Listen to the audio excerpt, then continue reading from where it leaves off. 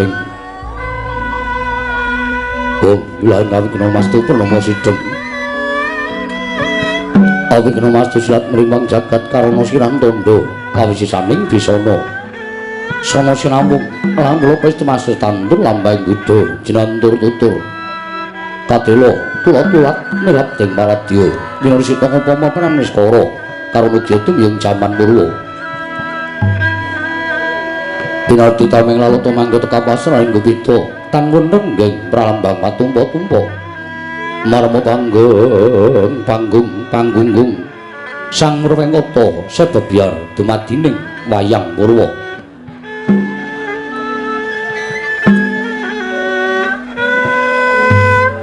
bawakaning kondoli narik runtuting basa dengan gunung nemusu rasa yen narasaya karaos mulat sangkukan rasa wani muruhing diri rasa rumangsa ngrumangsani lir jalma ngilu kaca jarwa wis nakut caing carita belik becik wis gemelar jroning pakliran yaiku sejati namriksani pagelaran inggit purwa Surya Candra Darunyang Kartika pinurba kodrating kawasa sahariya trihangi dribawana purwa tekeng duksina gilir kemanti temandati petanganing dina sasi warsi windu kang sarta abad tetukulan tangkar temangkar kaya siram guntur Jawa pating krembyak dadi padange kutu-kutu langatoga bron wana miyang branja dadi branaan tanpa wicalan padang trawang asunari sanggiwang rawi ingkang ngarsa merbawani jagat mungguing jagat wetan duk mungup-mungup mungguing hangrane mukir abang merngangah lamun kaeksi ayahan dilato bumi saya dangu semono sanggiwang arka katon sumebelak kanan kiring abange semujenar kabar bawan dari sanggiwang basanta tanem tuwa katon ijo royo-royo hamangku gunung ingkang biru moyo-moyo pucuking gunung ki nemelan gendanu kasuring prabancana lenggat lenggut nganti kaya gunung makutha mega tanpa tawis danusa laing kawula dasih Denur sangu kaya buga garap tegal sawai anglur seluruh tanah pedhote sinambi sesendonan sesindenan mikul garulukune hanggiring raja kayane sawane ana pirembagan samara wangi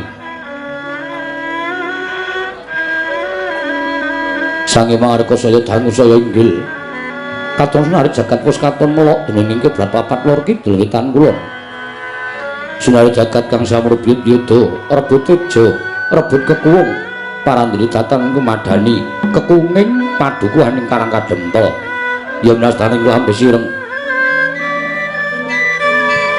punapa minastan padukuhan karang kadempel karoning mriku bumi subur ingkang saged nuwuhaken tanem tuwuh woh-wohan polo kesimpar polo kependhem polo gumantung dadi reja-rejaning praja wit saking wuluwetuning bumi ingkang sakalangkung kathah pramila minastan lambe sireng awit lenging padukan wonten wit krampis ingkang ulesipun cemeng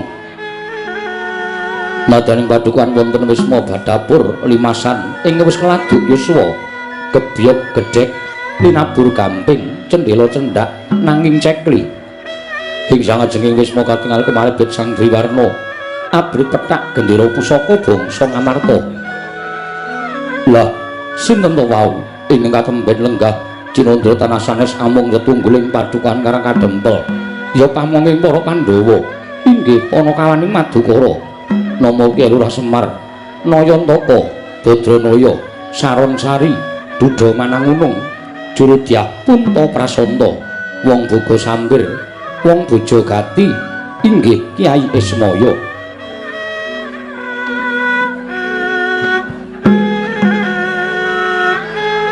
Semar tegese wis datang kasamaran saliring kahanan ingkang gemelar miwah ingkang dereng gemelar Nayantaka Naya ulat Antaka tegese pati yen menuju weteng ati nulati Lurah Semar kaya wong mati Badranaya Badra rembulan Naya ulat yen menuju karenan penggalihe ulati Lurah Semar yayah ulan dadari Saronsari sakparipulahe tansah nengsemake ora saru malah sari Dudha Manangunung wujude kainayantaka sarwa ngewuhake yen diarani lanang mongko kopek yen wadon kok rerawisan Jurudyah Punta Prasanta tegese pamonging sadukang anggaya kautaman Janggan Semara Santa tegese dadi guruning wong kang gegulang tapa brata sabar drana lila lan legawa wong buka sampir tegese jalma ingkang wis kalis saking panggodha kang rencana dhateng nggutine kanikmatan ing donya anane mung sarwa mardika lair trusing batin Bojogati tegese dadi juru prados ingkang setya tuhu ing sesanggeman Ismaya minangka pepenged ing muni dumadining si Ismaya saking esmuning cahya weninging gesang Kila Semar nindakaken darmaning pamungkawit adil wibawa sentosa lan wicaksana wibawa lilir sabarang tanduk ada dasar jujur lan mikulahake diri saharat ingkang dinajab mung mulyaning bangsa luguring praja santosa lilir tansah teguhing penggalih datan mangro tingal ada dasar kandeling kapitayan mring panguwasaning Gusti Karya jagat wicaksana lilir pono ing maningal limpat ing kawruh ngegungake pangaksama ada dasar adilan bebener prasaja lirir sami tias-tias sing mematuh sak paripolahe amung mapan sak madya witing lopo amung sak glugune datan kinarya karya topi nalika semanten dadak sakula mangke kagiat ing driya Lurah Semar diprimulat rawipun sangya para Pandhawa nata ing amarta satra ing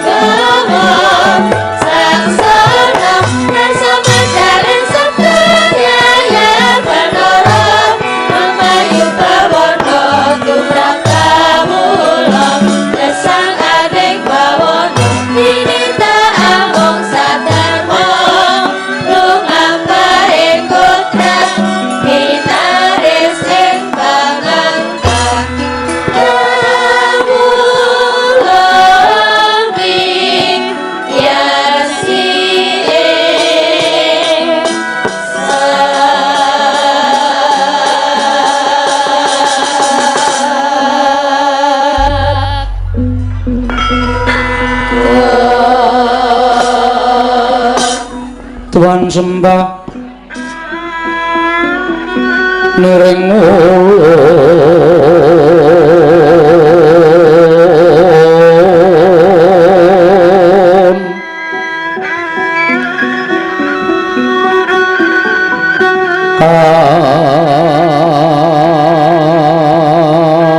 purba presang morbeng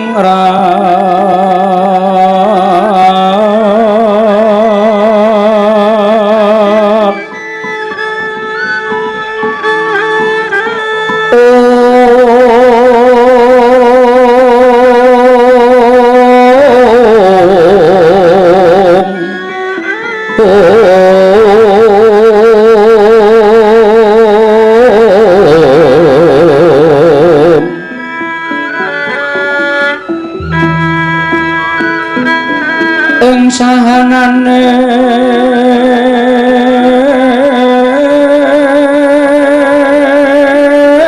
engkang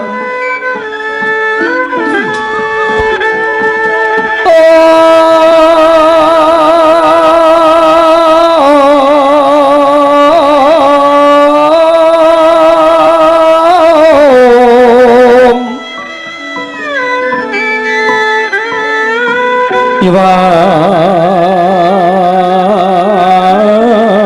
kanang sing tasih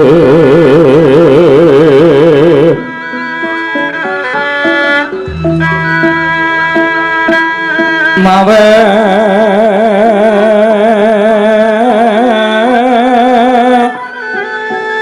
uga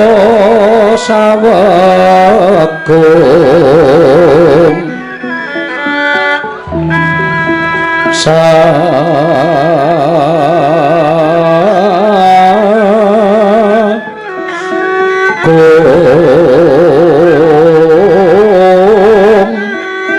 merenggelan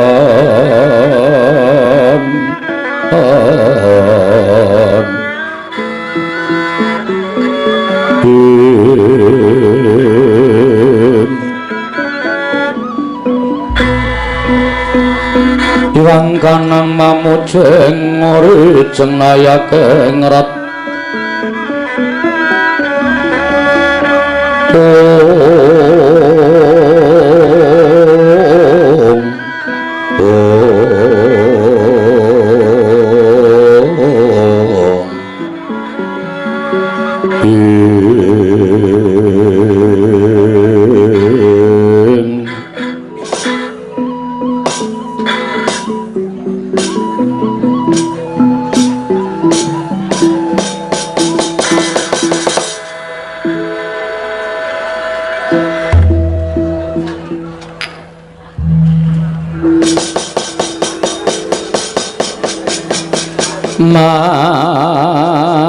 mangkyo taracating paca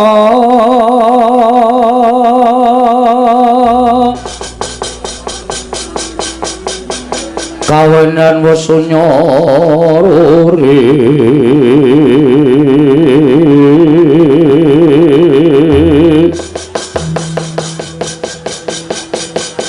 ora mangrahing ukara karana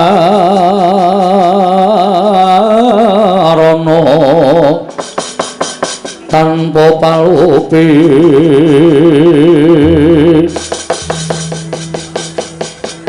atilar silastuti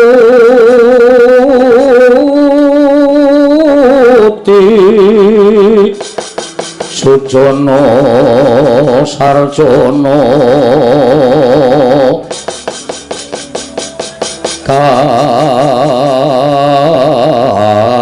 Kayungyun Patito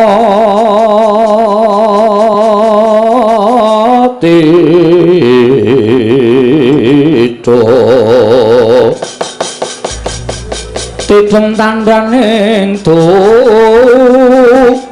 mati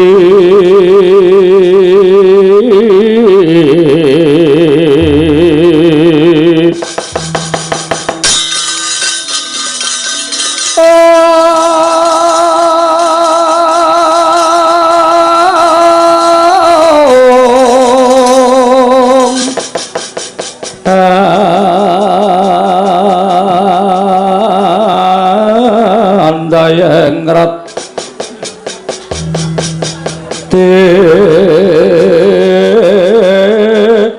ning karoban rubeto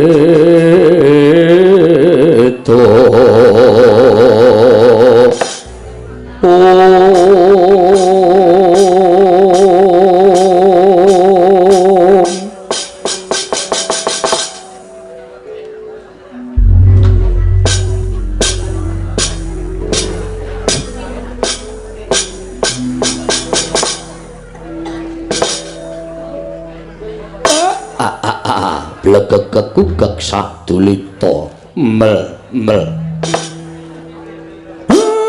kaya dene kejugrukan wukir sari kelepaning samudra madu ing atasipun namung sak sudung kula kemawon lah kok kerawuhan priyagung mboten mangling menika pepunden kula para Pandhawa den sinuwun Puntadewa kula ngaturaken sembah pangabekti kula kunjuk Ndara. Iya Kakang Semar ndak tampa tiba sepadha-padha Kakang mung salam taklimku wae katur ngersaning Kakang Nayantaka. Nggih kula tampi ndadosaken bombong raos sing manahipun ing abdipun Semar dipun sekecakaken anggenipun lenggah Ndara. Ora kurang prayoga praptaning Puntadewa ing Karang Kadempel Kyai Semar Badranaya. Ndara Werkudara wilujeng den. Wah. Semar hiyo slamet tekaku. Ora nemu lan sewiji apa. Aku ngaturake basa aku katura. Dipol Semar Badranaya. Kula tampi ndadosaken bombong raos sing manahipun ing abdipun Semar. Ndara Janaka kula ngaturaken bekti kula kunjuk nggih Den. Iya Kakang Semar ndak tampa. Ora liwat tiba sepadha-padha Kakang Nayantaka. Nggih. Dipun prayogekaken anggenipun lenggah. Iya Kakang Semar kaya ora kurang prayoga.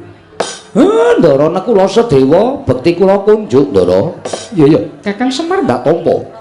Ora liwat tiba sepadha-padha Kakang Semar dak tampa tiba sepadha-padha aku ngaturake salam taklim katur Kakang Nayantaka. Kula pundi nggo jimat paripe dayanana ing kasantosan. Sami dipun sekecakaken anggenipun lenggah. Nala Gareng Petruk apa dene anakku Bagong. Aja ninggal tata krama dole. Ngaturna sembah kelawan bendara ming katemben rawuh iki Nala Gareng Petruk apa dene kowe Bagong. Sinuwun Darma Kusuma kula ngaturaken bekti kula kunjuk nggih Den. Ya Nala Gareng ndak tampa. Ora liwat pangestuku Tampanana Panakawan kula pundi nggo jimat. Dayanana ing kasantosan. Ndara Werkudara bekti kula katur. Yo Nala Gareng ndak tampa pangestuku Tampanana. Nggih. Kula pundi Ndara Janaka bekti kula nggih Den. Iya Nala Gareng ndak tampa. Pangestu Tampanana. Kula pundi nggo jimat paripe. Ndara kula sedewa bekti kula kunjuk. Iya Nala Gareng ndak tampa. Nala Gareng ndak tampa. Pangestu Tampanana Nala Gareng. Lho niki sangat anggen kawula dadosaken jimat. Dipun sekecakaken anggenipun sambil lenggah wonten ing Datraya Prada utawa ing Karang Kadempel mriki. Iya Nala Gareng ku ya wis ora kurang kepenak praptaku Panakawan. Sinuwun Prabu Darma Kusuma, Ndara Werkudara bekti kula nggih Den. Iya Petruk ndak tampa. Iya Petruk ndak tampa. Ndara Janaka, Ndara Kulasedewa bekti kula. Iya Petruk ndak tampa. Ora liwat pangestuku Tampanana. Petruk tak tampa pangestuku Tampanana. Panakawan Petruk tak tampa pangestuku Tampanana. Kula pundi nggo jimat paripe dayanana ing kasantosan. Dipun sekecakaken anggenipun sami lenggah. Iya Panakawan kaya wis ora kurang prayoga. Yo Petruk kaya wis ora kurang kepenak prataku ning Karang Kadempel. Nuwun sewu Ndara Puntadewa, Ndara Werkudara bekti kula kunjung nggih Den. Iya Bagong ndak tampa pangestuku Tampanana. Yo Bagong ndak tampa pangestuku Tampanana. Ndara Janaka, Ndara Kula Sedewa bekti kula kunjung. Iya Bagong ndak tampa. Yo Panagawan Bagong tak tampa. Panakawan Bagong tak tampa pangestuku Tampanana. Kula pundi nggo jimat paripe. Dayanana ing kasantosan dipun sekecakipun anggenipun sami lenggah. Iya Bagong kaya wis ora kurang kepenak. Iya Bagong kaya wis ora kurang kepenak. Praptaku ning Karang Kadempel. Nuwun sewu Ndawa. Kaget raos sing manah kula. Mboten kanthi kanyono-nyono ing atasipun namung sak sudung kula kemawon. Namung sak papanipun Semar. Lah kok kerawuhan para priyagung sami kepareng rawuh wonten ing Karang Kadempel. Ndara. Menawi kula nandhang kalepatan dosa menapa ing badhe kula sandhang, kula mboten badhe swala. Waton wonten dasar kalepatan kula. Upami ora wipun dika sedaya menika namung badhe paring ganjaran dhateng Semar. Lelabuhan apa sing pun kula lakoni? Den keparing abdi pun Badranaya cumadung dawuh Ndara. Kakang Semar, kula wonten dawuh. Aja kaduk ati kajron penampa Kakang Nayantaka sayektine praptaning punta sakadang ana ing Karang Kadempel jumbuh kelawan pawarta ingkang wis ndak tampa. Nalika semana tumuli aku rembugan kelawan kadangku ing Jodipati apa dene Madukara. Wondene gumalong ing rembug nalika semana daya-daya panjenengan ingsun bakal kadherekake sowan ana ing Karang Kadempel. Nuwun sewu. Kabar napa lho Den? Kula kok mboten ngertos malaip. Sampeyan krungu kabar napa babakan Karang Kadempel? Pawarta saindenging jagat wis padha prisa. Bebasan jagat ing nganti kebrebeken marang kumandhanging Kyai Semar nggone kepengin bakal mbangun jiwa. Kyai Semar malah praptaning Puntadewa ning Karang Kadempel sayekti bakal nyuwun priksa. Mungguh apa ta werdine ingkang wis sinebut bakal mbangun jiwa mau. Muga kepareng ana ambabarana marang punta sakadang. Upama Kakang Semar bakal paring ilmu, upama Kakang Nayantaka bakal paring pemarah, Puntadewa sakadang ora bakal keri nedya nyadong timbalaning Kyai Nayantaka saha yen to dikeparengake sawetara wektu punta sakadang bakal mapan ana ing Karang Kadempel sinambi ngenteni sabdaning Kyai Semar mbok menawa bisa wuwuh undhak ing kawruh bisa mundhak ngelmuning para Pandhawa krana nggone Kyai Semar nedya mbangun jiwa iki mau. Kyai Semar Kyai Nayantaka handrah ingkang puspita rum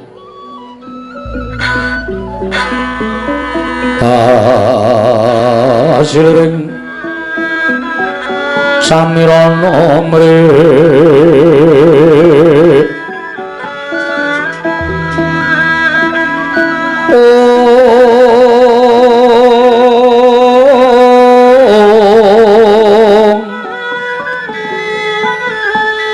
sekar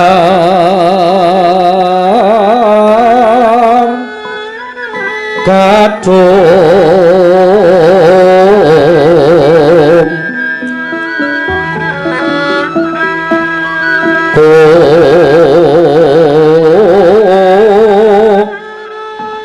ngas gandanya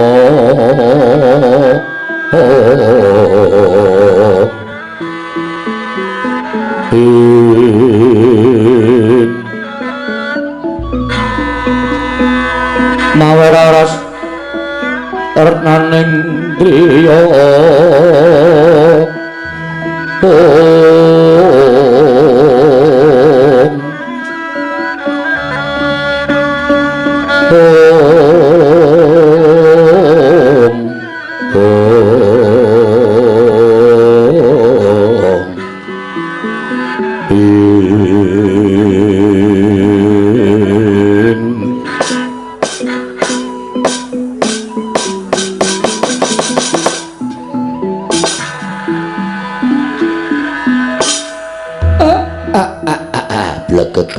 kugek sadulita mel mboten kanthi kanyono-nyono jebul bendara kula Pandhawa menika satunggiling satriya ingkang sami lantip panggrahitane nadyan dereng kawiyos sing ngatur nembe ginebeng wonten saklebeting manah kemawon lah kok tanggap ing sasmita Kula ora percaya nek sampeyan krungu pawarta menika saking para kawula saking para nayaka. Ning merga sampeyan nggone Mahasingasamun wekasan saged maos batosipun Semar. Syukur Ndara, syukur. Niku tegese sampeyan-sampeyan satria ingkang ora ninggal lan tiping panggraita ora nggunakake tata lair tok ning sing manggunakake tata batin. Lah niki lho. Niki sing kula senengi enten mriki niki. Racak-racake satriya yen wis kesinungan derajat pangkat, kesinungan daya kawijayan sing ngungkuli marang sak pepadane niku adat sabene sing digunakake ming tata lair tok, batin ora tau digunakake. Lah enten wonten niku kathah para satriya ingkang keseluruh dalan sing kleru, keseluruh marga sing boten sak mestinipun. Mula Ndara jejering satriya menika kedang ginakaken paningal lair nanging paningaling batos sampun ngantos kantun. Amargi menapa menawi mboten ginakaken paningal batos badhe nungsang puyang numbuk bentus lampahipun. Iya Kyai Semar, sabanjure aku nyuwun keterangan marang saka Kyai Semar Badranaya menggah apa ta wigatine dene Kyai Semar nedhi ambabar mbangun jiwa mau sayektine kepiye?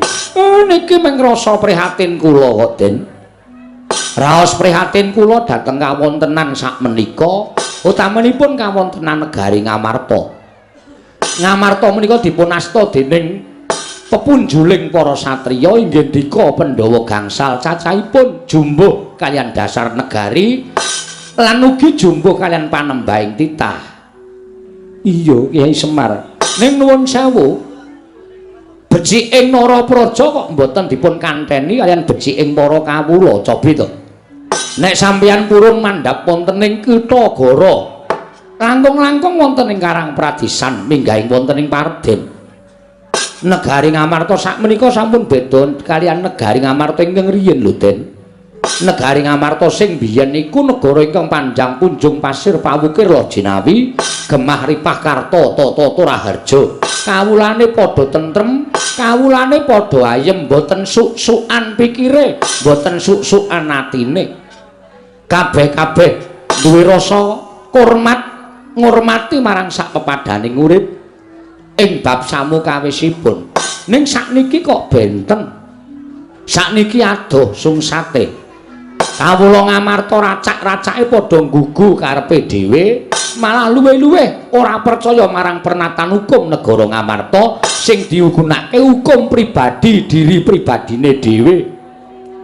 Waton kasembadan sing gigayo, pundi-pundi kathah regejegan, pundi-pundi kathah bentak sirah, kawula pun boten tentrem. Gesanging kawula menika raosipun namung was-was kuwatir durga ngangsa-angsa lan sak piturutipun. Kawontenan ingkang mekaten menika kala wau nuwuhaken tandha prihatos sak lebeting manah kula. Tumuli kula kepengin bangun jiwanipun para kawula supados wangsul minangka dados jejering kawula negari Ngamarta ingkang pitados kalian pranataning hukum lan pitados kalian menapa ingkang dados gegebeganipun negari Ngamarta. Kyai Semar yo pancen mengkono. Malah aku ngaturake panuwun Kyai dening atase ming sak Kyai Semar nanging banget nggone nggatekake kahanan negara ing Ngamarta. Yen to pancen mengkono panjenengan ingsun rumangsa luput ing atase minangka jejering Nalindra ora mawas marang gelaring kahanan negara Ngamarta ingkang dak buru amung kanikmataning praja Ngamarta sartaning para nayaka Punggawa dene kawula dina samengko rumangsa dikiwakake dening Nalindra Ngamarta Prabu Darma Kusuma Kyai. Syukur Den. Wong niku lu apik-apike wong niku nek gelem ngakoni luput, apik-apike menungsa niku nek gelem ngakoni salah. Ngoten. Nek sampeyan wis rumangsa kelimput anggenipun gatekaken para kawula niki dadi pratandha lan dadi pancatan anggen kula badhe mbangun jiwanipun kawula sak negari Ngamarta, jiwanipun para Pandhawa menika mangke badhe kasembadan. Matur suwun Ndara. Iya Kyai Semar. Wasipun sampeyan ampun kendhat Anggenipun tansah netepi dhateng darmanipun utawi warah kawruh ing kraton. Warah kawruh ing kraton piye Kyai Semar? Napa kudu kula baleni melih? Mergi sampeyan pun diwulang duk nalika badhe jumeneng nata wonten negari Ngamarta duk nalika semanten.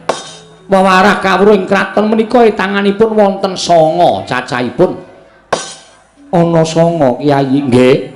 1 wajibing ratu, angka 2 pengageming ratu, angka 3 pambeganing ratu, angka 4 lelabuhaning ratu, angka 5 kekasihing ratu, 6 patraping ratu, 7 gegayuhaning ratu, 8 junjunganing ratu, 9 bandaning ratu.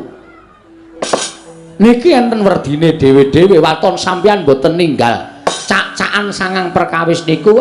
Kula kinten sampeyan tetep ditresnani dening para kawula. Iya Kyai. Wajibing ratu menika kudu tansah anata, haniti, hamariksa sarta misesa dhateng para kawula. Menika wajibing ratu. Angka 2 pengageming ratu menika sampun ngantos tinggal marang pakarti sama beda dana denda. Mboten sah kula jlentrehke wong sak donya niku wis do ngerti kabeh tembung sama beda dana denda. Iya. Angka 3 pambeganing ratu, sipating ratu kedah saged hamong, hamot, hamengku sarta hamangkat. Angka 3 lelabuhaning ratu, anatepana berbudi bawa leksana, animpuna ing aguna, amumpuni ing kautaman. Angka 5 kekasih ing ratu tumindak adil, bener, sentosa lan wibawa. Angka 6 patraping ratu nglunggana watak lan tumindak wicaksana, wiwaha, wisuda lan wiguna. Angka salajengipun 7 gegayuhaning ratu marsudi mrih hayu, hayom, hayem lan hangayani. Iya Kyai Semar. Angka 8 junjunganing ratu murih sageta jejeg adeking praja, katentremaning kawula, sambung memitran liyan praja, kerukunaning bebrayan agung. Wondene ingkang pungkasan inggih menika pengageming ratu. Nalindra kudu darbe kasekten, kesabaran, kawaskitan lan kapinteran. Mengkono Kyai. Sangang perkawis menika menawi dipun agem lan ditindakke, kula kinten sampeyan tetep dadi junjunganing wong sak praja Ngamarta. Ning kejaba saka niku sasampunipun sampeyan dados junjungane wong sak negara Ngamarta tetep mulat karo kahanan negara. Tegesipun sampeyan kudu tansah mulat kaliyan kahananing para kawula ingkang panjenengan caketi sampun ngantos kawula ingkang mapan wonten ing kutha Gorotok, ning klebu wonten Karang Pradesan, wonten ing Parden pagunungan. Kedah panjenengan caketi jer menika ugi kawula panjenengan aja banci ndemban siladan. Sing cedhak ratu mangrangkul, sing adoh Nalindra mangsisihke. Niku mengke dadi srana tetel kapercayaning para kawula. Nek pun tetel kapercayaning para kawula, nuwun sewu lho Den, nuwun sewu. Ampuh dikaya ngapa kekuatan sampean ra iso ngalahke kekuataning kawula. Iya Kyai Semar, aku ngrumangsani. Nggih, syukur nek pun ngrumangsani. Kanthi cara mekaten, monggo sakmenika wiwit dipun dandosi jiwaning para kawula srana sampun ngantos panjenengan ginakake Prabaya, sampun ngantos panjenengan ginakake bondo donya, ning rasa niku sing luwih wigati. Rasaning kawula mangcaketi sing mapan wonten ing Karang Pradesan, sing mapan wonten ing pagunungan, mang cedhaki, mang raketi utawa mang dudul penggalihing para kawula. Nek kawula rumangsa dicaketi atine, niku mengke kawula rasa mbok paringi bondo brana picis pun padha sengkut gumregut bangun negara lan mastuti marang pernataning hukum negara ing Amarta. Niku ning nek sampeyan bola-bali menggunakake brana picis niku ateges sampeyan gunakake cara-cara sing luput. Merga brana picis niku iso ngajeni sawijining wong. Iso Ndara, saged pendak-pendak sampeyan paring brana picis, pendak-pendak sampeyan paring dedana dhateng kawula. Kawula saged ngajeni sampeyan, ning nuwun sewu sing jeneng bondo niku iso entek. Nek bandane entek, sing mangkeki brana picis sing ngajeni karo sampeyan wau nyedak mawon mboten. nyedak mawon mboten. Sampeyan iso ngitung pira cacahe rewang sampeyan iso ngitung pira cacahe rowang sampeyan mitra sampeyan iku nek sampeyan cilik loro gedhe tekaning pati niku lagi iso ditonton pira cacahe kanca sampeyan sing tilik karo sing layat pun niku tok. Iya mengkono Kyai nggih. Mula dadi satriya niku utawa dadi nalika niku wajibe kudu loro dinggoni kabeh. Loro dinggoni kabeh tegese kepiye? Ditresnani karo diajeni nek iso niku dienggo utawa iso digunakake utawa dilakoni. Mergo nek ming diajeni kaya kula crita wau, nek wis entek bondo sampeyan blas ora bakal diajeni. Ning nek ditresnani, niku luwih dhuwur derajate timbangane diajeni. Mergo nek ditresnani niku arep nuwun sewu. Sesuk kala mangsa panjenengan niku wis mboten wonten ning kuburan sampeyan diparani sanak kadang mitra kawruh tangga teparo dijalukke ngapura karo sing gawe urip niku tegese ditresnani. Ngoten?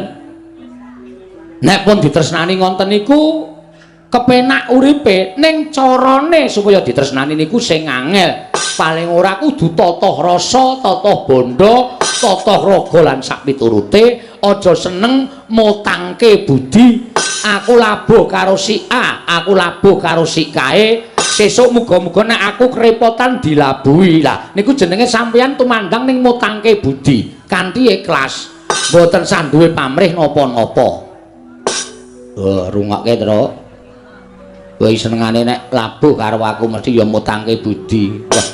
Bapak nek do ngene iki kok ya ngendikane ya titis ya reng. Wah, bapak ki nek metu petake ya ora kaya Semar. Mula bapak ki diarani Sang Hyang Bathara Ismaya Ngejawantah. Lah iya.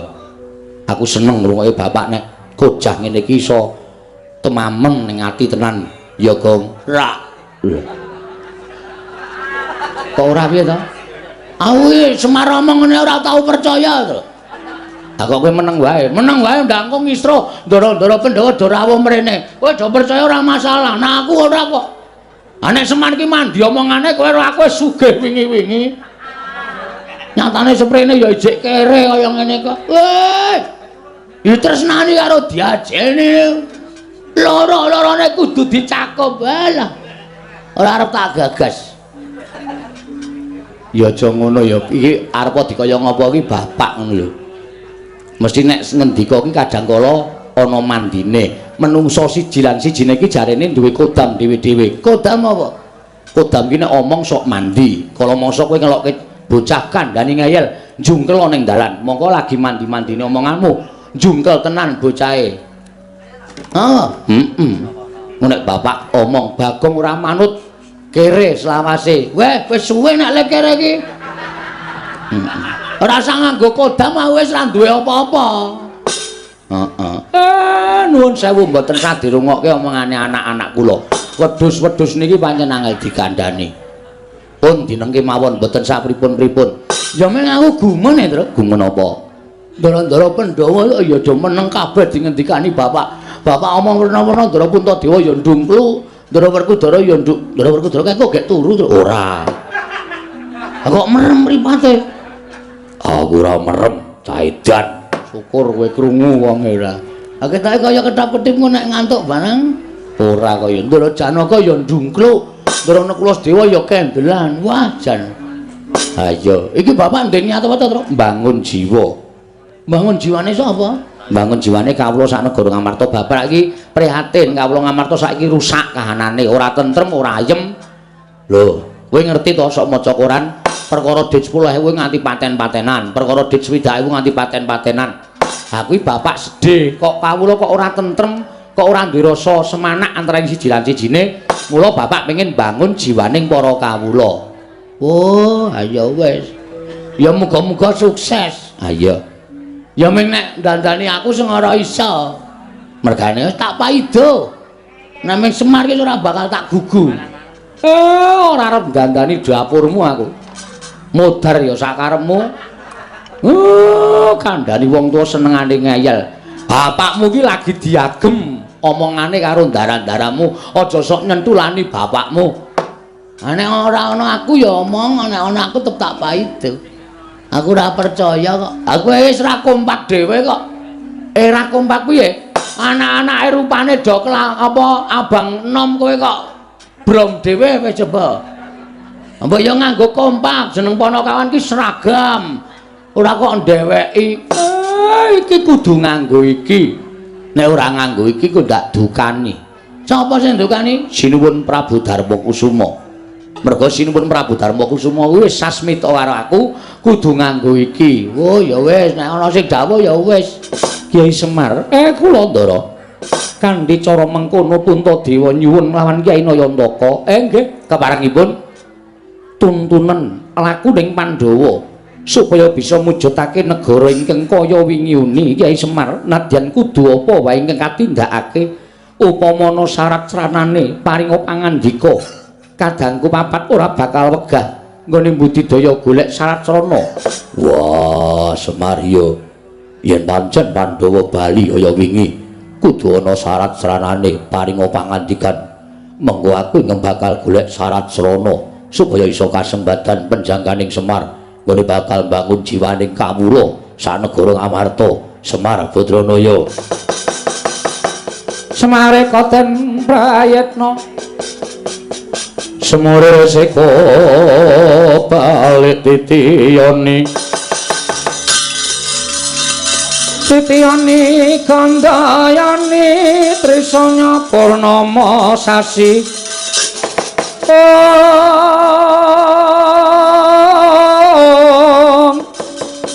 trisanya purnama sasi gilar-gilaran ing tengah latar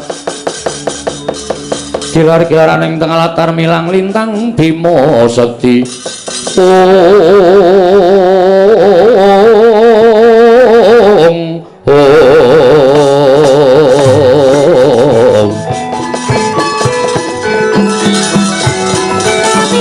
Mari koten prayitna semure reseka balik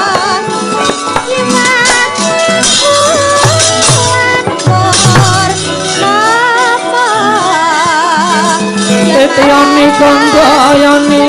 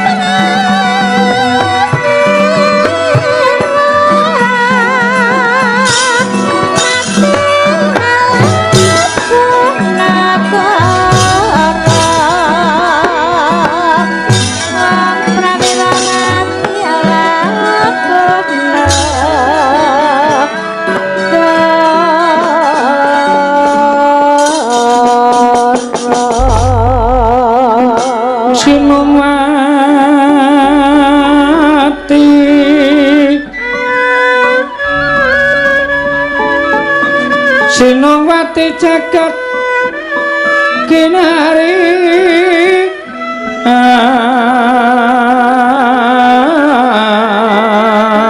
among mbak lumembak tombak ing samudra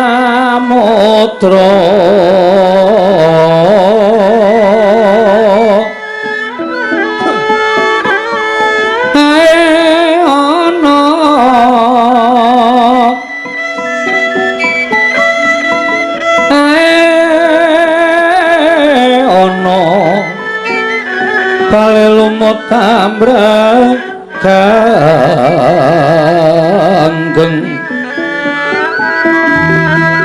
awit dencengan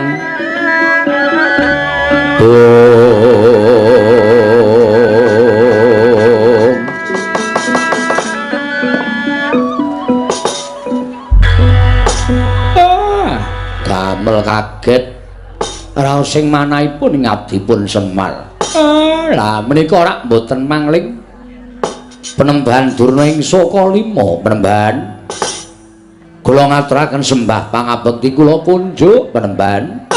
Kandhap lekuduk suwaru gembol semorante wela. Ya Semar kowe ngaturke bekti karo aku wis tak tampa ora liwat pangestuku Tampanana ya Semar. Nggih kula pundi nggo jimat paripe dayanana ing kasantosan. Kalian sinten? Mboten pangling Rekyana Patih Sengkuni. Iya Semar, aku ingkang prapta ning Karang Kadempel Semar. Syukur Rekyana Patih. Bekti kula kunjuk nggih Rekyana Patih. Iya Semar ndak tampa. Pangestuku Tampanana. Bapa Penemban Durna, kula ngaturaken bekti kula kunjuk Penemban. Anak Prabu Ngamarta menika. Inggih Bapa Penemban. Inggih nggih. Kula tampi malah kaget raos semanipun ing Bapak ing Saka Lima dene panjenenganipun Nak Prabu Ngamarta sampun keparang rawuh wonten ing Karang Kadempel. Sampun sawetawis Bapa Penemban. Nggih syukur nggih syukur. Dipun sekecaken anggenipun lenggah. Bapa Durna ki kula aturi sekeca anggenipun lenggah. Nggih sampun boten kirang prayogi. Paman Arya Sengkuni kula ngaturaken bekti kula kunjuk. Kula tampi dawah sami-sami nggih anak Prabu Durna bapakku. Aku ngaturake basaku katura. Werkudara anakku wong gagah. Tak tampa Werkudara pangestune Bapak Tampanana ya nang ya lik ya ngger. Yo ndak gegem dadiake jimat. Bapa Penemban bekti kula kunjuk. Janaka ya nang kene. Inggih. Syukur Janaka. Kula ngaturaken bekti Bapa Penemban. Tak tampa pangestune bapakmu Saka Lima Tampanana ya Janaka.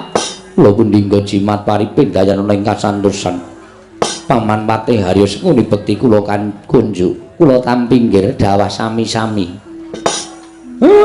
Nala Gareng Petruk Bagong ngaturna sembah karo Begawan Durna.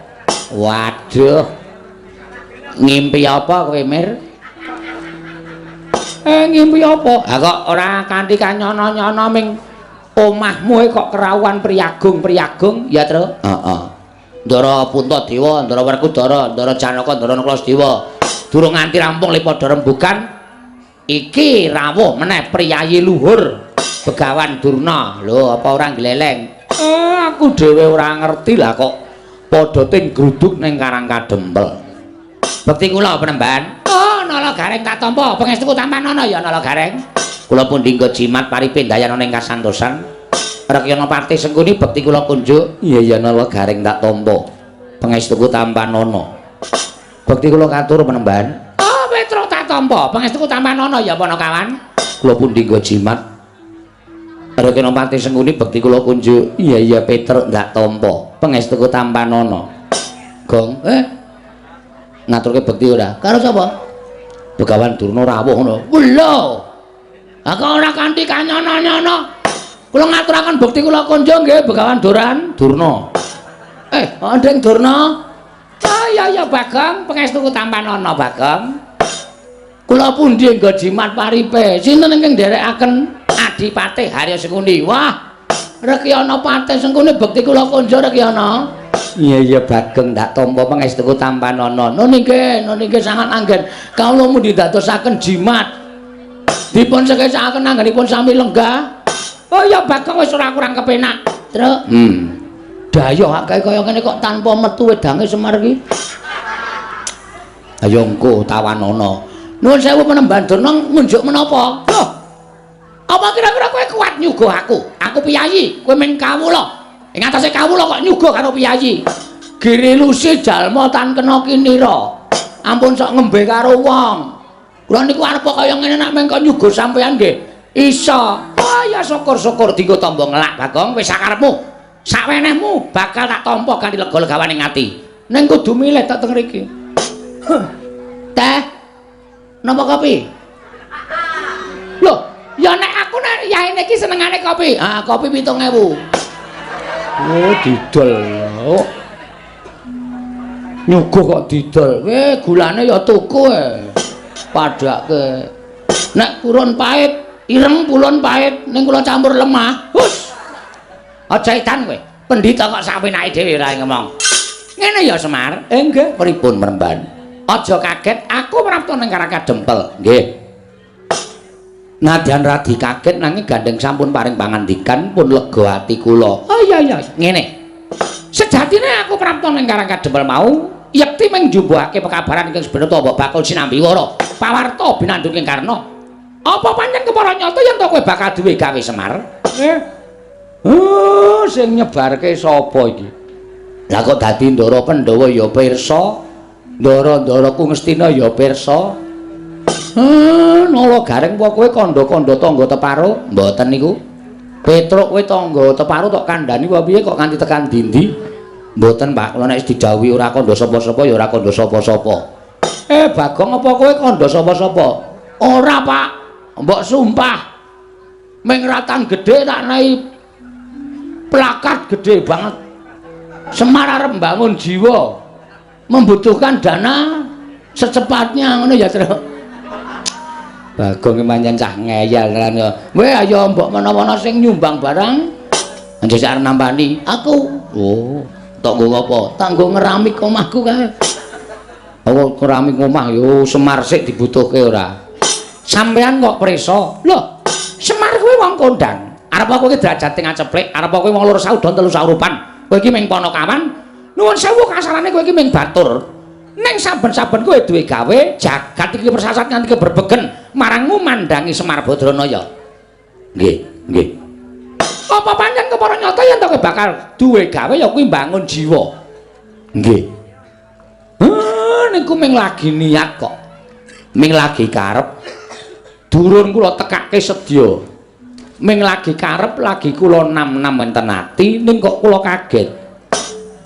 Sedaya sampun sami prisa. Loh, aku ora wis omong karo kowe to, kowe iki wong kondang mula nek arep duwe gawe apa-apa kowe iki mesti tekan kono-kono padha ngerti ta.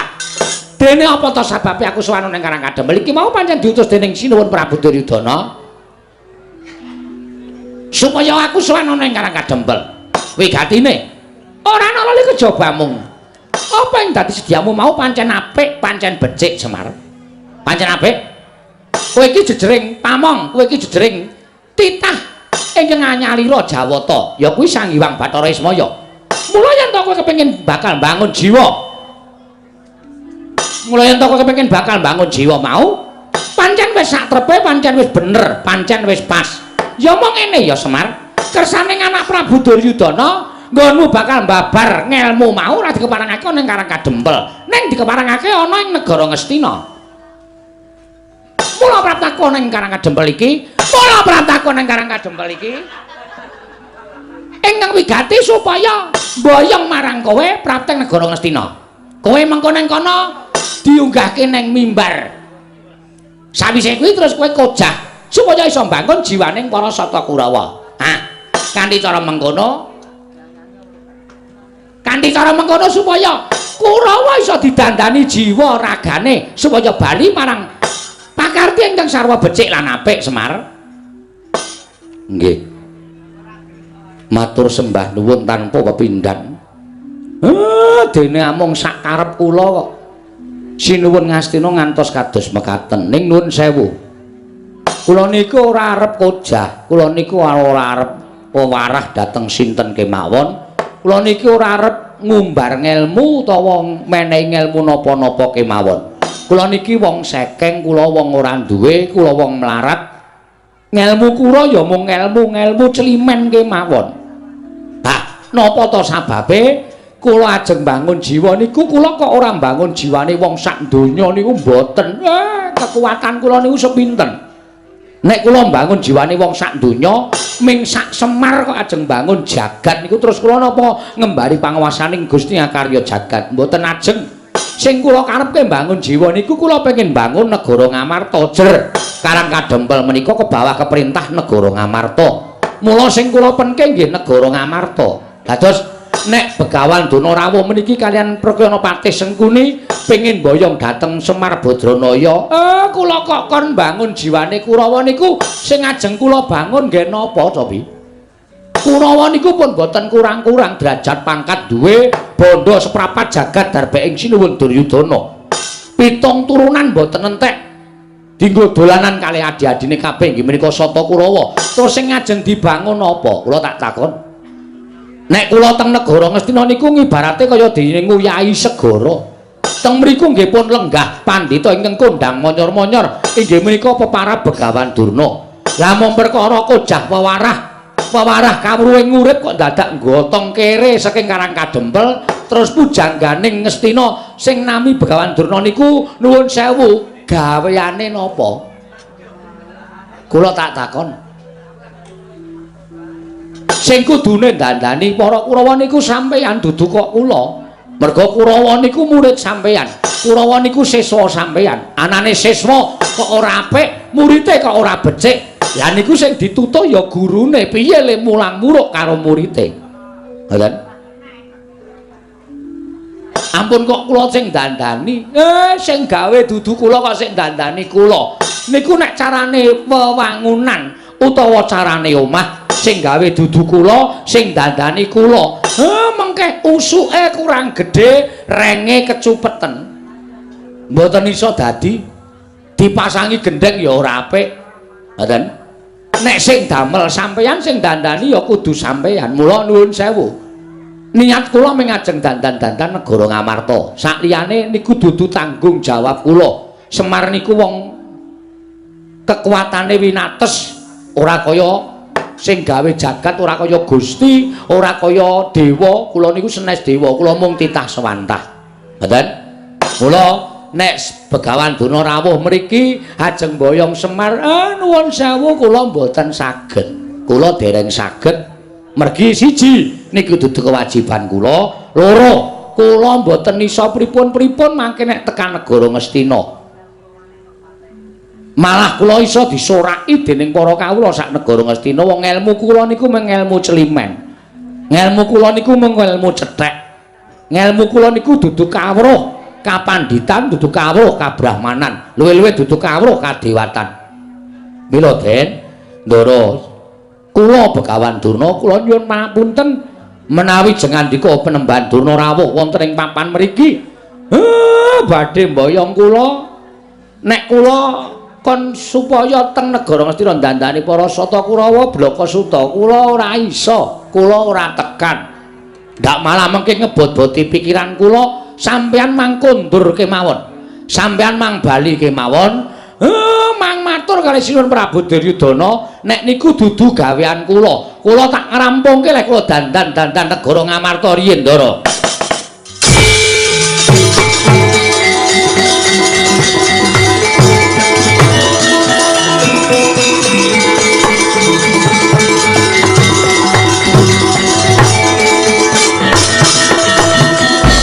Pandhita kang kinarya wangsit pindha kombang pangajaping tawang susuh angin ngendi nggone lole somo rante dawela lah kok dadi tekan semono nggonmu Guneman Semar. Yen ngono cetha kowe yen to ngiwake marang para Sata Kurawa mangka sejatine kowe iki ora ming siswane utawa kowe iki ora ming pamomonging para Pandhawa. Ning klebu kowe iki pamomonging negara Ngastina. Elinga Semar. Pandhawa lan Kurawa kuwi padha-padha turasing Begawan Wiyasa ing Saptawarga. Lah kok dadi kowe mban cindhe mban ciladan. Yen Pandhawa mbok ban Cindhe, yen Kurawa mbok ban Siladat. Ing atase aku apik-apik sawanana ing Karang Kadempel mboyong marang kowe. Diutus dening anak Prabu Duryudana. Ning tinemune nggonmu wangsulan lah kok nyerekake pikire Begawan Durna. Nyerekake atining Begawan Durna. Mangke riyen kula nyerekke nggon apa? Kula omong niku kanggo kula tata. Aja nganti omongan kula menika damel serik penggalipun Begawan Durna. Lah kok saniki sampeyan ngendika kaya ngono. Lho, kowe ngandhake sing gawe Kurawa sapa? Kurawa mbiyen ibarate kaya dene wadah ingkang suwung. Sing iseni Begawan Durna, tak iseni ngelmu sing apik-apik. Terus kowe kandha karo Begawan Durna, kowe matur karo aku. Sing gawe Begawan Durna, sing dandani ya kudu Begawan Durna. Yen ngono terus Pendhita Ngastina kuwi gaweane apa? Nek perkara dandani Kurawa kok dadak kongkonan karo wong Karang Kadempel. Coba aku tak takon karo kowe, apa kaya ngono kuwi ora nyerek-nyerekke ati? Nuwun sewu sampeyan niku pendhita kok isih gampang kebranang penggalihe to. Sampeyan niku pendhita kok isih gampang nesu. Monggo pendhita niku watekane tanduk aris ulat manis ing cipta demen tetulung. Adoh penggawe cidra. Ngalah tananggunggung diri gawe senenging liyan. Niku wateking Brahmana. Nek sampeyan nganggo serban kethu sarwa putih mongko durung iso ngleksanake sifat sing kula aturke. Mboten sang nganggo kethu sampeyan. Ngangge caping mawon.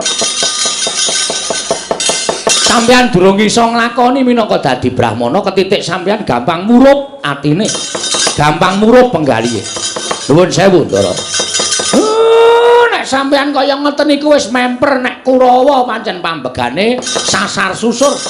Kurawa pambegane angkara murka. Kurawa niku sawijining wong sing wis ora iso didandani. Lah pripun? Lah wong gurune watake kaya ngono. Napa meneh Kurawane? Kowe aja wangku gawan ngawur. Sing marai Kurawa elek iki dudu Begawan Durna. Sinten nek dudu sampeyan? Iki sing nang mburiku iki.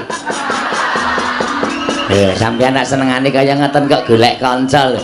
Wong kula ya ora ngopo-ngopo. Ben wong loro Dik Pate mengki ndak. Kula rumangsa ki jenan ora ndek kanca kaya. Niki sing gawe jar sing gulang-gulung karo Kurawa iki. Dudu aku. Dadi aja nyalah karo Begawan Durna. Nuwun sewu. Punta, sampeyan mboten sakakean gunung tanpa guna. Mboten sakakean pangandikan. Saniki sampeyan gelem kondur napa mboten? Mergo nek sampeyan taunana windanana lenggah teng Karang Kadempel, kula ora gelem bali, kula ora gelem diboyong teng negara Ngastina. Lah mbok sampeyan ngenteni tekan jaman apa mawon, Semar ora bakal pindah saka Karang Kadempel. Lho, nek ngono pancen niat ora gelem tak boyong nang negara Ngastina. Monggo Semar, ya aku diweling dening anak Prabu Duryudana. Bapak Durna menawi mboten saged boyong Semar wonten negari Ngastina. Ateges Bapak Durna menika mboten lahir batin anggenipun sumuyut ngayom wonten negari Ngastina. Ateges aku padha karo ora dianggep ana negara Ngastina. Mula tinimbang aku bali ana negara Ngastina ora boyong ngelawan kowe. Luwung kowe bakal tak ruda paripeksa. Lah nak tenan to. Kriwikan dadi grojogan geguyon dadi tangisan. Sampeyan ngomong kaya ngoten niku ampun gawe nesune anak-anak kula. Mengkene anak kula salah siji wonten sing nesu. Kula ora tanggung niki cah awur-awuran kabeh. Sampeyan iki nek pendhita elek derajate mung mergo dinggo awur-awuran kali anak-anak kula niku kula ora tanggung. Aku ora wedi karo anak-anakmu. Kuwase kowe gelem mangkat apa ora? Yen kowe ora gelem mangkat, ora mung kowe sing tak katutke dosane. Ning klebu Karang Kadempel kene bal tak katutke dosane. Yen perlu Karang Kadempel tak bumi angus legane atiku. Terus? Nesu ora kowe? Ora. Bagong kuwi sing biasane kena nesu ora, Gong? Oh. Edian. Gong. Gong, ngapa? Durna teko. Ngapa Durna? Omong karo bapak. Omong piye? Bapak arep diboyong ning negara Ngastina. Terus bapak emoh. Goblok kok Semari. Lho. Wis seneng karo bapane ngono goblok to. Goblok. Ning Ngastina ki bandane mengalir. Nek Semar gelem dadi pamonging para Kurawa ki sugih wingi-wingi ora ketayalan ngrekoso uripe kaya ngene. Sik to aku tak nuliske omonganku. Semar ora gelem. Dasare Semar arep bangun jiwa negara Ngamarta. Jiwane kawula sak negara Ngamarta dibangun karo bapak. Lah Sinuwun Duryudana mireng. Bareng Sinundara mireng, Sinundara kepengin diwejang karo Bapak Semar, mula Bapak Semar arep digawa ning negara Ngastina. Terus Bapak mo. Dasare ngopo sih?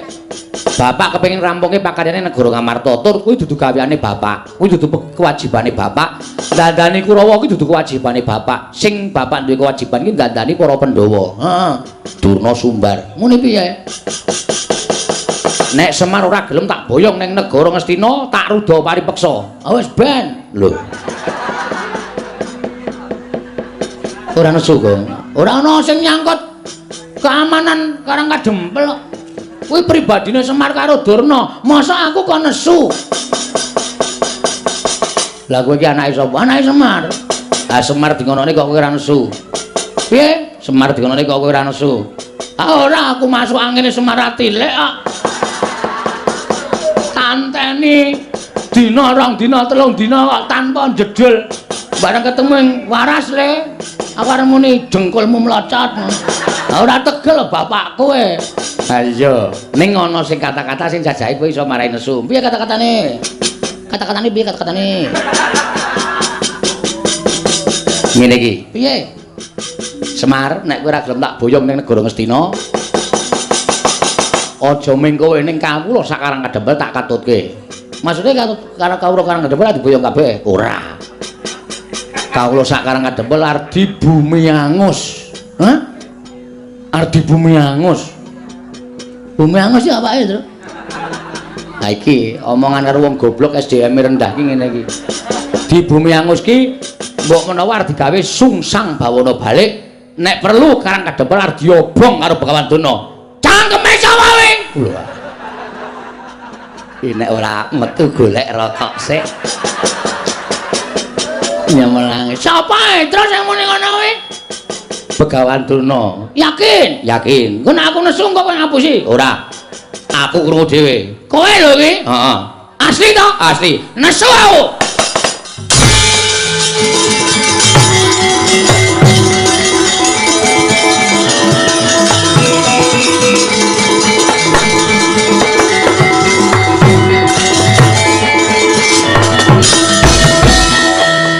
Nun sewu penemban kula ajeng nyuwun prisa. Heeh, kowe takon apa?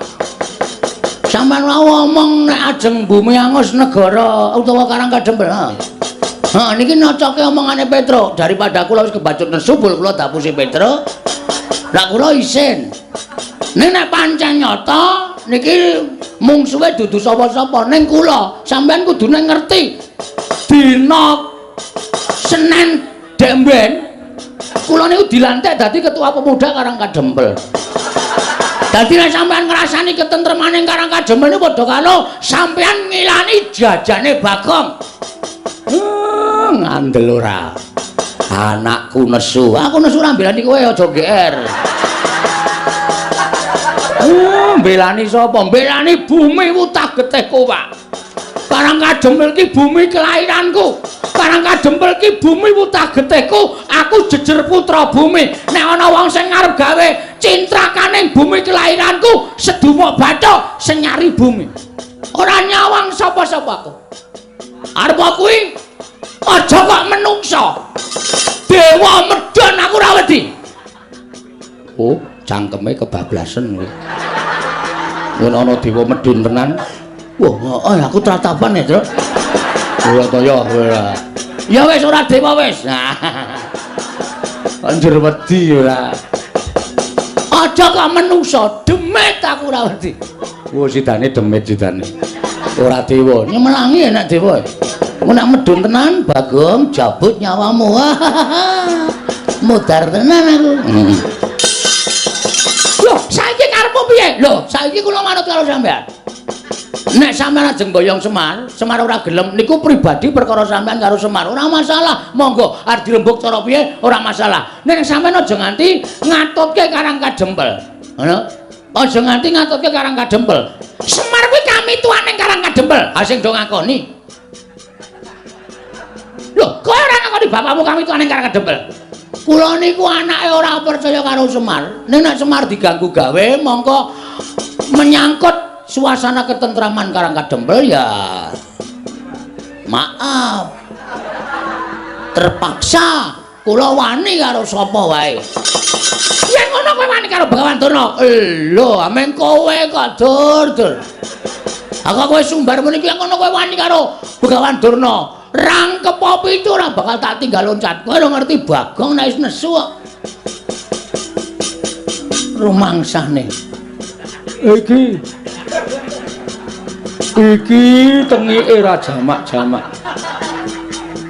Keleke sabune garing barang ora dibilasi. Ana banyune entek lagi sabunane. Mulai yang minter tak anduki. Piye to Le? Wis meneng apa? Loh, nek ngono kowe dadi upalanging Begawan Durna. Mepalangi aku mergo kowe ngrasani karang kadempel kok. Kowe aja pisan-pisan ngrasani karang kadempel. Nek kowe ngrasani karang kadempel dudu ajanging Semar. Kowe iki mau apa ya jenenge? Ora to ya kowe. Ngono apa to maksude? Dudu Semar sing ngadepi. Dudu Semar sing ngadepi. Ning Bagong, diajane Bagong sing dienggo ajanging peperangan. Wah, edian. Gleleng tenan cah iki. Iya kuwi. Durna iki biasane sok nggawa Kurawa. Durna ora temandang sing maju Kurawa. Kowe nggawa Kurawa? Heeh. 100. Mbok dilongi. Wong Kurawa 100 kok ngelongi. Wong nantang kok bareng krungu ana Kurawa 100 kok tratapan ora. Aku ora bakal mundur sejangka. Nek mungsuh Begawan Durna ngendi papane wong neter katik dayan. Wah, panas maning jajaran sertane bawana. Yen ngono Bagong sing parangi niate Begawan Durna. Ayo, kowe ngecak pirang dina? Kowe ngecak apa? Ora bakal tak tinggal loncat. Mati Begawan Durna musuh Bagong luwung ora urip nang alam padang. Oi, cewek.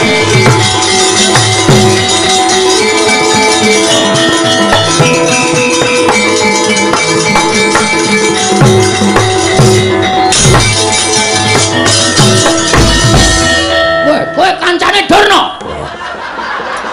Dong ora ngawur kowe iki.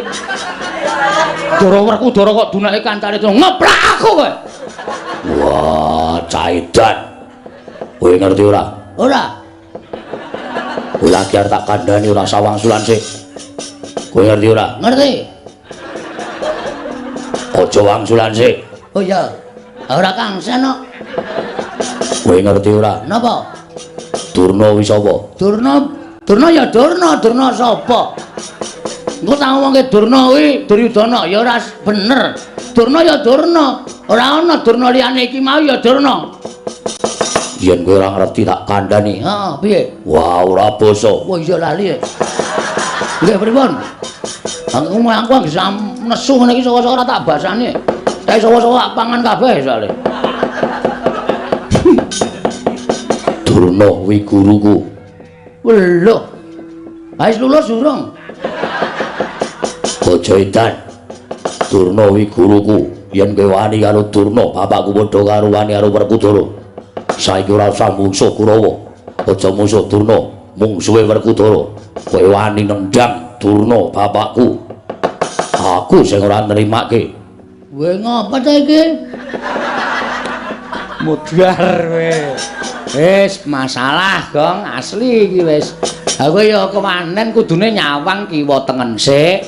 Ana sapa, lenggah sapa lagi wani, aku ora nyawang. Banyu suci Perwitasari, Ndara Werkudara kuwi sing maringi sapa? Begawan Durna sing nuduhke dalane kayugung susu ing angin sing maringi sapa? Begawan Durna. Mula Ndara Werkudara iki nganggep Durna iki bapakne. Ha kok kowe wani karo Durna? Ups. Guayane ups barang. Agi kelingan aku. Nggih nyuwun ngapunten esmosi. Apa? Esmosi. Esmosi iki apa? Nesu, emosi kula. Oh, cerewet banget ya. Gek idune muncrat-muncrat. Neng rayu sondol nganggo. Niki mbiyen iki kulino bal-balan soalnya dadi heading. Langsung kontal Durna. Wah. Janaka ya anake Durna iki muridé Durna. Nek nganti Janaka ora trima mungsuhmu dudu Durna. Ning karo Werkudara karo Janaka. Apok ra iso wae kowe klorak-klorok mripate. Kalah cacak menang cacak kok. Terus maklutsu wale maksud lu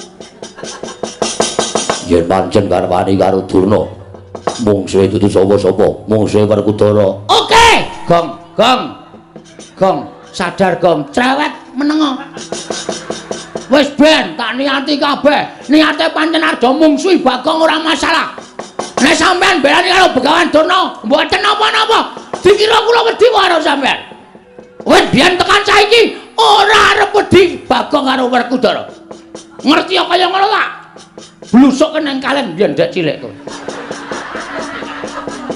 sing ngomong sapa mbok mikir sampean iku cilik tak totke nang ndi dolan nang ndi tak totke nganti sirah tanggo sikil tanggo sirah manggagas lelabuhane Durna karo Bagong gedhe sapa rarake ati lho piye kae nesu kok nangis Gong ngeleh oh terus semangat le oke semangat rumangsane padake hah aku lak takon terus sampean tak kandhani nggih sampean aja ngawur sampean aja ngawur ngakoni Durna guru sampean nek sampean gelem menggalih kanthi permana jati banyu suci Perwitasari niku sing duduke dudu Durna wih lagi Bagong tenanan iki dudu Durna Mas ora ro nangis Gong sing tetek oh tenge mak senut anggere tanggo bengok mak senut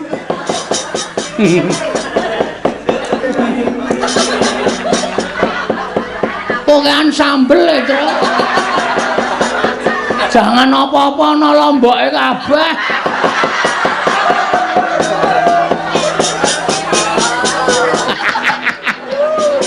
isa-isane kok terus kaya tak cuciki nganti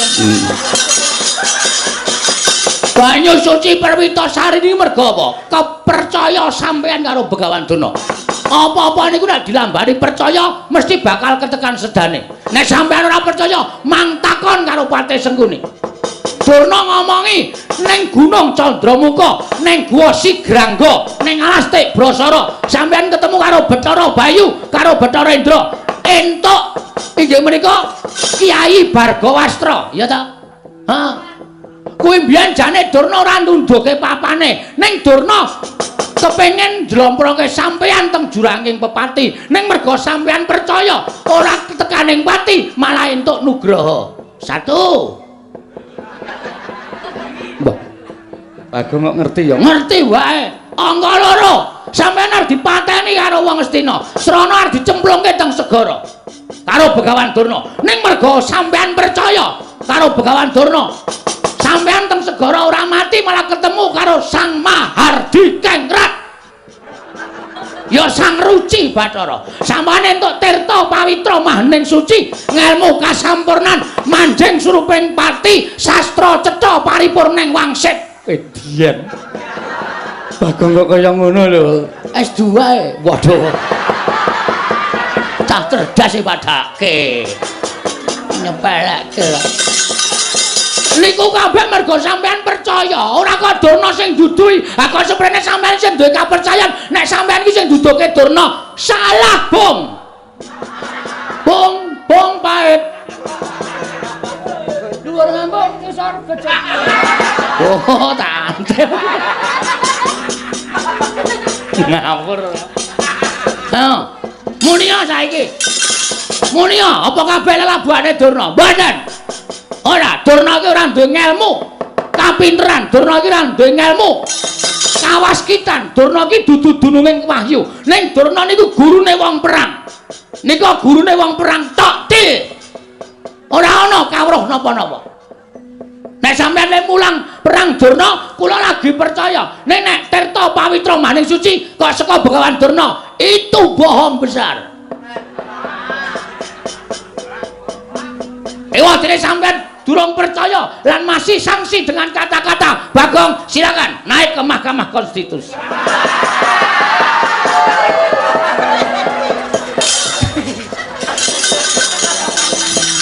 Rampung ya, Gong. Hah, wis po? Wis. Oh, muni ora iki. Yo ngerti saka sapa. Iki apa? Iki Vespa iki, Vespa ndrasmu kuwi. Lah nesu. Ah kaya Vespa tenan emang. Iki kaya plentronge. Iki kaya ngarep kae, bemper ngarep. Iki sedele nang kene. Busine ngupil ora? Ora. Nek ngupil tak resikane ora tak totok ndulmu. Busi wis ra kanggo gawe. Disetater ra tau.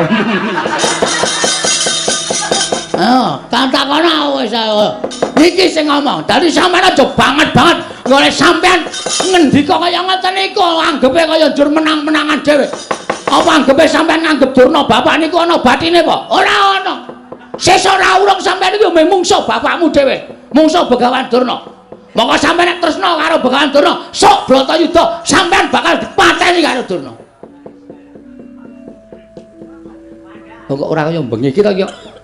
Cerdas men ta cah iki. Ya kala-kala Ren. Kala iki pokoke aku 3 sasi adol Bagong. Ayo. Adol Bagong. Ora kon kok jaluke mung Bagong metu sore, Bagong metu sore. Mbak aku lagi dadi rol tahun iki ya ora apa-apa. Ya wis ben pun man gagas. Nek pancen mang timbang-timbang omongane Bagong niku salah, mang nutuh Bagong. Kabeh niku bener dan fakta dengan apa? Apa jenenge? Ah ora ngerti sarep omongke apa. Oh jenenge ala apa? Ah jenenge Sprinter kuwi Vespa. Apa jenenge? Fakta dan kabulasi. Kabulasi nyetrum blasmu iki kok. Kabulasi nggo montor kok kabulasi. Wis ngono wae. Pikiran nek dikira omongane Bagong salah.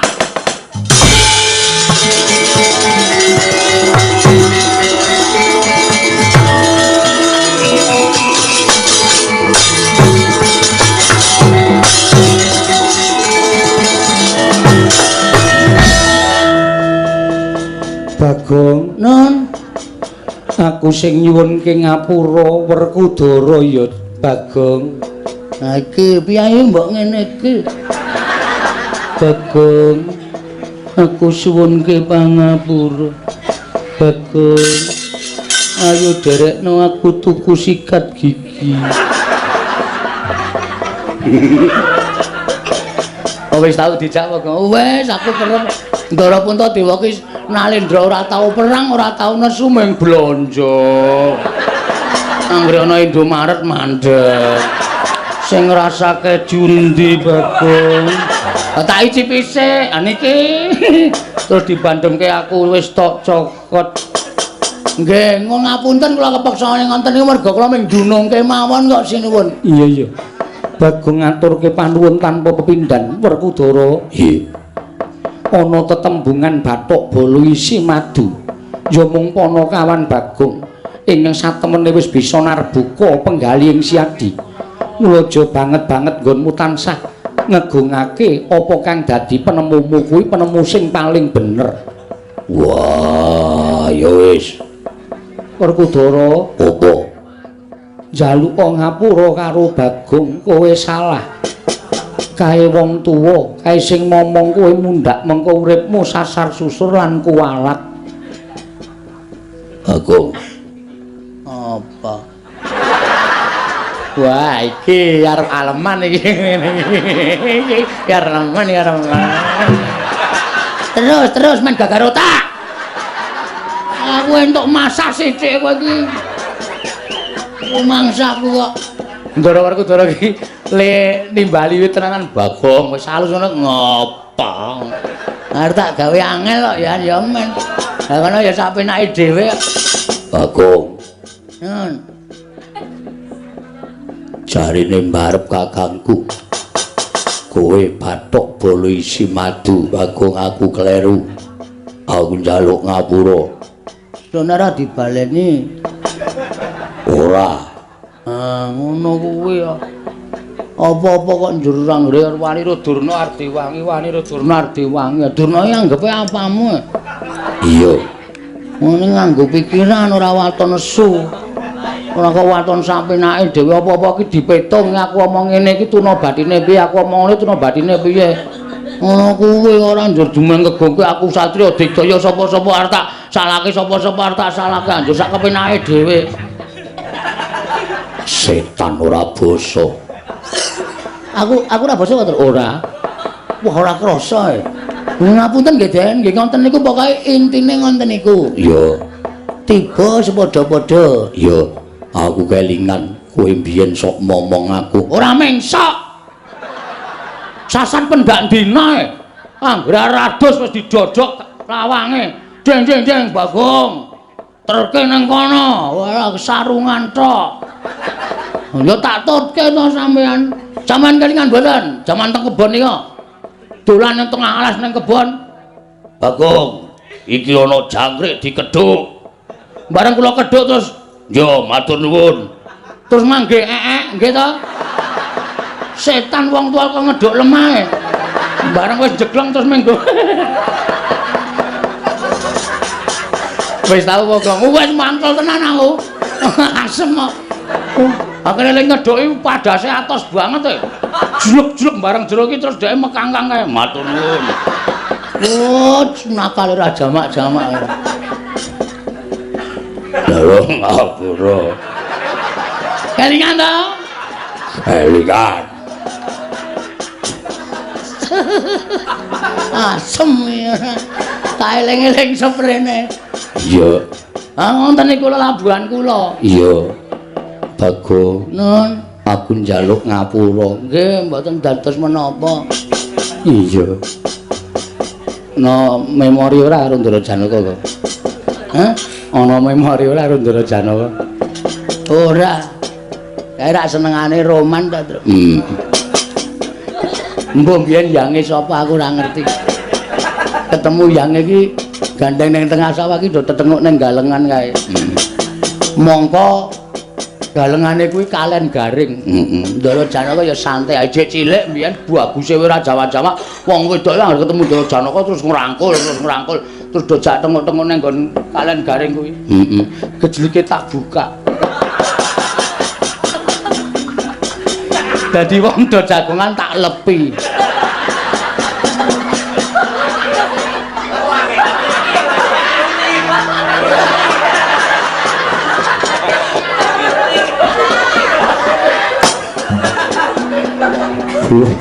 Kula rak bingung. Wong bar garing apik-apik kok jare kula kemproh. Jebul kejlike dibuka Bagong. Wonge keplok-keplok saka dhuwur.